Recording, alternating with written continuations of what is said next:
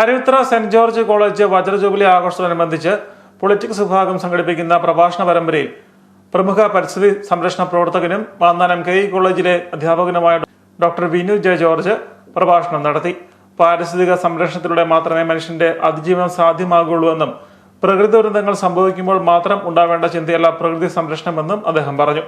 വയലാർ പാടിയ പോലെ മനുഷ്യനാദ്യം പിറന്ന വീടാണ്. കാട് കറുത്ത കാട് മനുഷ്യനാദ്യം പിറന്ന വീടാണ്. Human beings by default are nature beings എന്നാണ്. But what makes human beings separated from nature or feel like separated from nature എന്നുള്ളതാണ് നമ്മളുടെ ഇവിടുത്തെ വിഷയം. എന്തുകൊണ്ട് അവർ വേറൊരു എൻറ്റിറ്റി ആയിട്ട് മാറുന്നത് പോലെ നമുക്ക് ഫീൽ ചെയ്യുന്നത്. അപ്പം ബയോഡൈവേഴ്സിറ്റി, ഹ്യൂമൻ ബീയിങ്സ് അല്ലെങ്കിൽ എക്കോസിസ്റ്റം എന്നുള്ളതെല്ലാം ഇപ്പോൾ ഒരു ചർച്ചയിലേക്ക് വരികയും ഈ പ്രളയം അല്ലെങ്കിൽ ഇത്തരത്തിലുള്ള പ്രകൃതി ദുരന്തങ്ങൾ ഇതെല്ലാം നമ്മൾ എങ്ങനെ അഡ്രസ്സ് ചെയ്യണം എന്നുള്ള കാര്യത്തിലൊക്കെ ഒരു കൺഫ്യൂഷൻ ഉണ്ടാവുകയും ചെയ്യുന്നതിൻ്റെ പിന്നിൽ എന്തൊക്കെ ഘടകങ്ങളുണ്ടെന്ന കാര്യം മാത്രം നമുക്ക് പരിശോധിക്കാം.